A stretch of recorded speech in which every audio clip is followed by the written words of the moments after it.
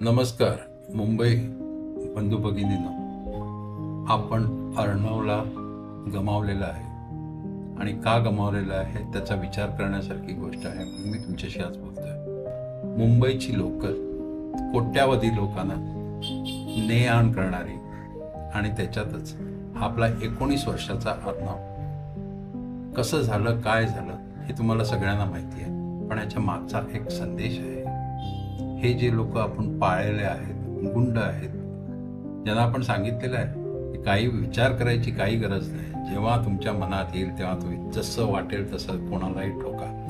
आणि आज आपलाच एक मुलगा ठोकला गेला आहे. फर्स्ट क्लासचा त्याचा पास संपला होता, बिचारा सेकंड क्लासने चालला होता. गर्दीची सवय नाही, कानात इयरफोन घालून नेहमीसारखा कॉलेजचाच तो मुलगा गेला. तो पण कुठे कोणाला तरी धक्का लागला तसं त्याला तो म्हणाला, बाबा थोडंसं बाजूला हो, आगे बढो.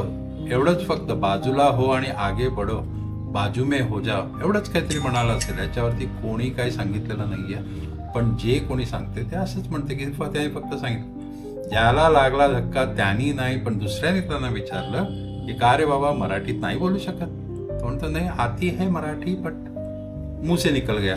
का? तुला मराठीचा त्रास आहे? कसला त्रास? का त्रास? हे पकडलं आणि मारामारी केली, झोंबाझोंबी, कॉलरला हात लावला, थोबाडीत पण मारलं. बिचारा 19 वर्षाचा, अजून स्वप्नच बघत होता तो. पडली त्याला. बिचारा ठाण्याला उतरला आणि झालं त्याचं काम. कॉलेजला न जाता वाटतं त्यांनी वडिलांना फोन केला आणि म्हणाला, बाबा असं असं झालेलं आहे. आता ह्याच्या पुढची गोष्ट काय झालं काही नाही. वडील म्हणाले की बाबा काय विचार जास्ती करू नकोस तू, नो प्रॉब्लेम, आपण पोलिसात कंप्लेंट देऊया. तेवढ्यावरती झालं. वडील 9 वाजता गेले. बघतात तर लटकलेला आहे फॅनला. आत्महत्या केली त्याने. 1 सीट, काही इंच जागा, 2 शब्द आणि त्याच्यामुळे प्राण गेला.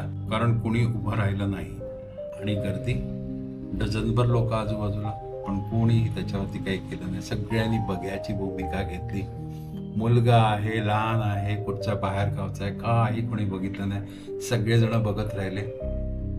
आता कोणी व्हिडिओ काढला असेल तर आपल्याला अजून माहिती नाहीये, पण ते सगळं निघेल. पण शेवट काय झाला?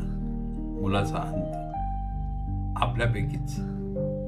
आणि असं होतच राहणार. एकदा तुम्हाला माहिती आहे, हिलरी क्लिंटन पाकिस्तानमध्ये त्यांच्याबद्दल बोलली होती की अरे तुम्ही साप जेव्हा ठेवता तुमच्याकडे, ते लोकांना चावण्याकरता ठेवता, पण ते स्वतःला चावले तर यू कांट ब्लेम देम.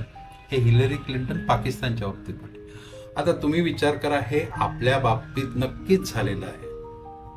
आपलीच लोक आपल्याच लोकांना सांगतात की अरे बाबा काय हरकत नाही, समोरच्या ज्या थोबाडीत रंगवा, हे करा ते करा. पण आपली जेव्हा वळू गुंडगिरी करतात तेव्हा त्यांना लक्षात येत नाही आपली कोण, बाहेरची कोण. आणि हे होणारच, हे चालतच राहील. काय केलं तर थोबाडीत द्या, मुस्काटात द्या वगैरे, ही जी भाषा आपल्याकडे चालते, तुमचे राजकारणी असो, तुमचे पुढारी असो, ही भाषा जोपर्यंत चालत राहील, मराठी माणसाला वाटत राहील की आपण फक्त गुंडागर्दी करता चाललेलो आहोत. कारण का ते बघतात या पक्षाचे, त्या पक्षाचे किंवा आणखीन कोणी पुढारी पण तेच करतात. कोणी जाऊन सचिवालयात कोणाच्या थोबाडीत मारतात. This has become the in thing nowadays. कोणाचं? मराठी मुलांचं.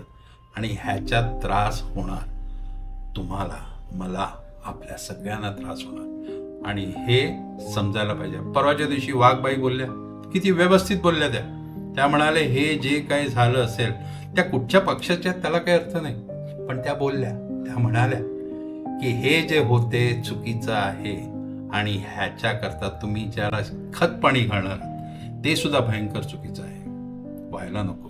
तुम्हाला काय वाटते? अर्णव गेला. एक मुलगा, एक भविष्य, एक कुटुंब.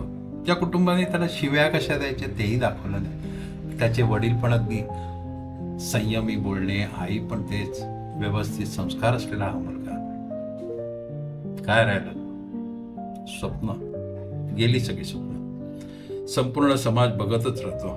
आपण दोष फक्त त्या गुंडांना देऊ शकत नाही, कारण त्यांनी जे केलं ते त्यांना शिकवलं गेलं. हिंसा म्हणजे ताकद, दबाव म्हणजे ओळख, दुसऱ्याला घाबरवणं म्हणजे पुरुषार्थ ही विचारसरणी हेच खरं अपराधी आहे. आणि आपण प्रेक्षक, मूक प्रेक्षक. जोपर्यंत इतरांवर होते तोपर्यंत ठीक, तेच उद्या आपल्यावर आलं, आपल्या मुलांवर आलं, कुठे बघणार आहोत आपण? पुढच्या वेळी अन्याय दिसेल, आपण मध्ये पडू. पुढच्या वेळी हिंसा पाहू, आपण माणुसकी निवडू.